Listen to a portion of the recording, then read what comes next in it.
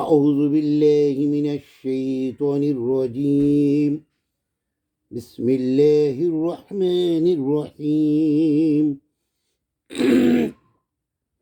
সূরা সাজদা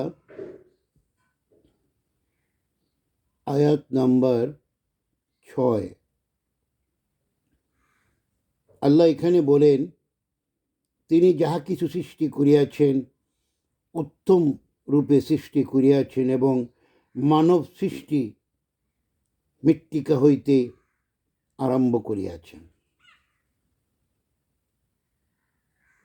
আল্লাহ রাব্বুল আলামিন পৃথিবীতে যা কিছু সৃষ্টি করিয়াছেন সবই সুন্দর উত্তম রূপে সৃষ্টি করিয়াছেন।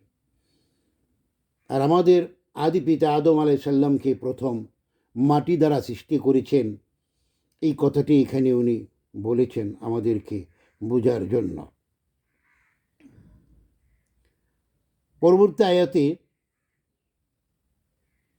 আল্লাহ রাব্বুল আলামিন বললেন,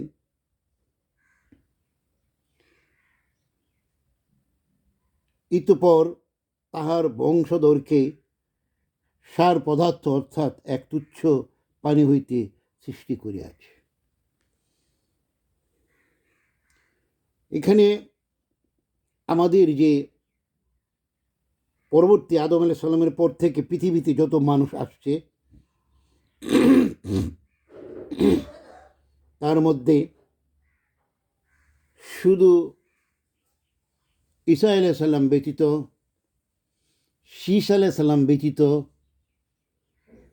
আর সকল মানুষের সৃষ্টি হলো নুতফা থেকে, ডিম্বাণু থেকে। এই দুইটার সংমিশ্রণে সৃষ্টি হয়।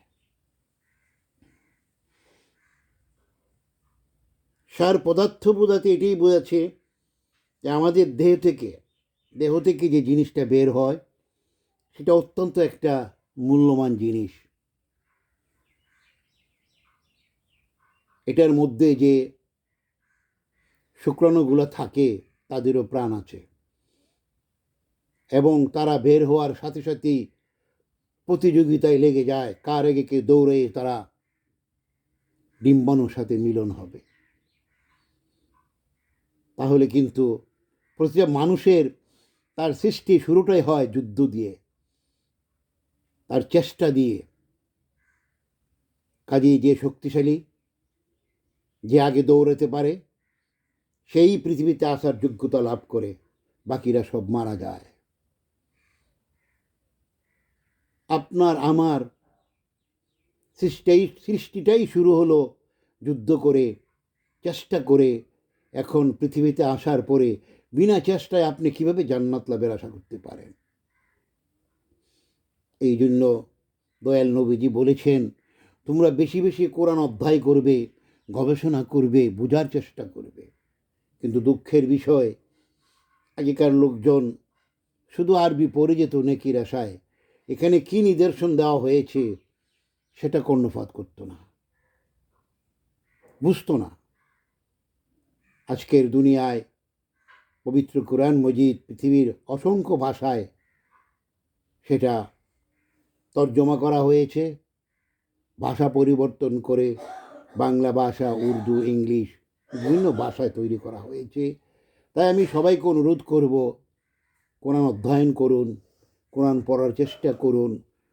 অন্ততপক্ষে প্রতিদিন সকালে যদি আপনি ফজরের নামাজের পর 1 ঘন্টা, আধা ঘন্টা, 15 মিনিট, 10 মিনিট, যতটুকু আপনার মনে চায় আপনি অধ্যয়ন করুন। সত্যিকার অর্থে আপনি আল্লাহকে খুঁজে পাবেন,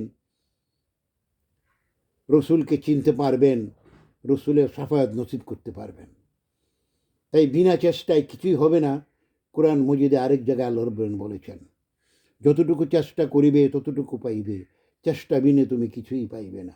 আসুন আমরা সবাই দিনের কাজে চেষ্টায় লেগে যাই, আপন পরিবার পরিজনকে দিন শিক্ষা দিই, দিন নিয়ে গবেষণা করি, সুন্দরভাবে চলাফেরা করার চেষ্টা করি, পরনিন্দা পরিহার করি, একে অপরকে ভাই ভাই বলে মেনে নেই। আদম সন্তান সবাই মোরা, একসাথে মিলেমিশে চলবো, এই হোক আমাদের অঙ্গীকার। ধন্যবাদ।